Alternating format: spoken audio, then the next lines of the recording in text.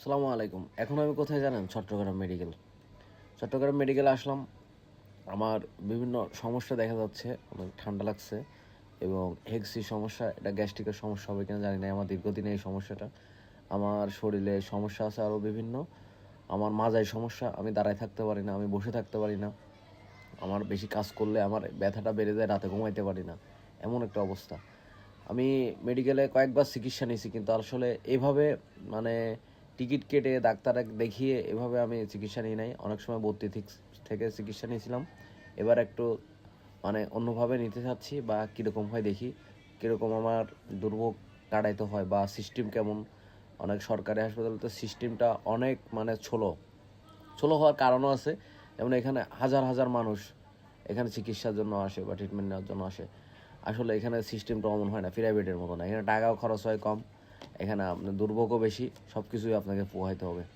আর সর্বশেষ আমি আসলে এখন সব কিছু টিকিট নিছি, এখন সিরিয়ালে দাঁড়াইছি ডাক্তার দেখানোর জন্য।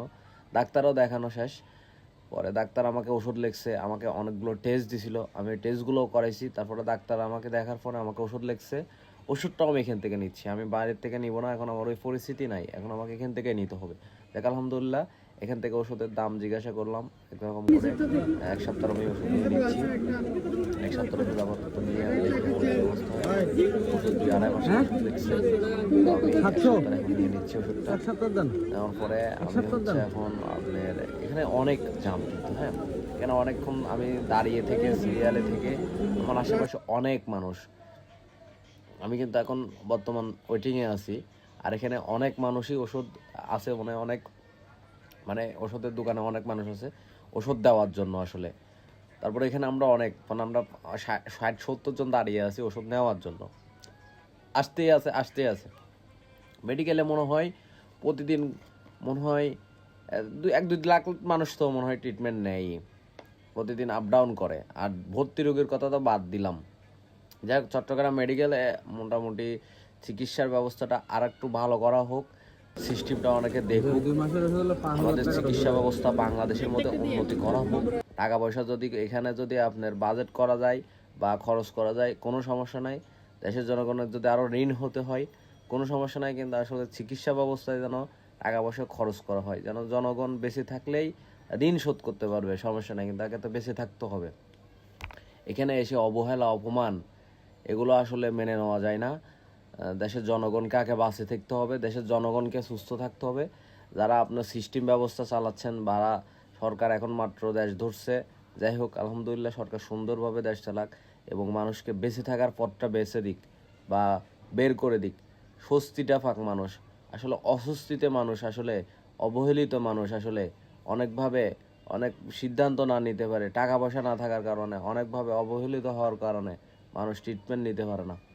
এখানে সিস্টেমটা এমনভাবে করা হোক যেন চিকিৎসা নিতে মানুষ বাধ্য থাকে, বা চিকিৎসা নিতে যেন শান্তি পায়, চিকিৎসা নিতে যেন প্রশান্তি পায়। এই চট্টগ্রাম মেডিকেলটা অনেক বড়, এখানে আরও অনেক মানুষ নিয়োজিত করা হোক, নিয়োগ দেওয়া হোক। হ্যাঁ, নিয়োগ দেওয়ার পরে মানুষের সেবায় এদেরকে নিয়োজিত করা হোক, আমার আসলে দাবি। আর আমি এখানে চিকিৎসা নিতে এসে সামান্য আমার শরীরে 4-5টা সমস্যা ধরেন না, আমি চিকিৎসা নিতে গেলে বাইরে আমার আর 10,000 টাকা খরচ করতে হতো প্রাইভেট হাসপাতালে। দেখেন হাজার হাজার মানুষ প্রাইভেট হাসপাতালে চিকিৎসা নিচ্ছে, ওইটা সমস্যা নাই। যাদের সামর্থ্য আছে তারা নিক, কিন্তু যাদের সামর্থ্য নাই, বাধ্য হয়েও আসলে প্রাইভেট হাসপাতালে যেতে হয়। আসলে এই জন্য সিস্টেমটাকে বলতেছি একটু উন্নতি করার জন্য, এবং সিস্টেমটা উন্নতি করুক, বা সবাই যেন সরকারি হাসপাতালে ট্রিটমেন্টটা নিয়ে যেন সুস্থ হয় ইনশাল্লাহ। আল্লাহ তাআলা সুস্থতা রাখার মালিক, এবং সুস্থতা রাখুক, সবসময় দোয়া করি। এবং নিজের জন্য দোয়া, সবার জন্য দোয়া। কিন্তু মেডিকেলটাকে আপনারা সবাই একটু সহযোগিতার হাত বাড়িয়ে দিয়ে বা সহযোগিতা করে রুগীকে সুস্থ থাকার পথটা বের করে দিন। এবার চট্টগ্রাম মেডিকেলটার নাম আরও পৃথিবীর ভিতরে চট্টগ্রাম মেডিকেলের নামটা উন্নতি করা হোক, আমি চাই যেন দেশের জনগণ উন্মুক্তভাবে, স্বাধীনভাবে এখানে চিকিৎসা নিয়ে শান্তি পাবে। টাকা তো এখানেও খরচ হবে, এটা তো জনগণের টাকা, সরকারের টাকা দিয়ে সব মিলাই এখানে সিস্টেমটা চলে। কিন্তু চাই আমি এখানকার সিস্টেমটা যেন আরও ভালো হয়।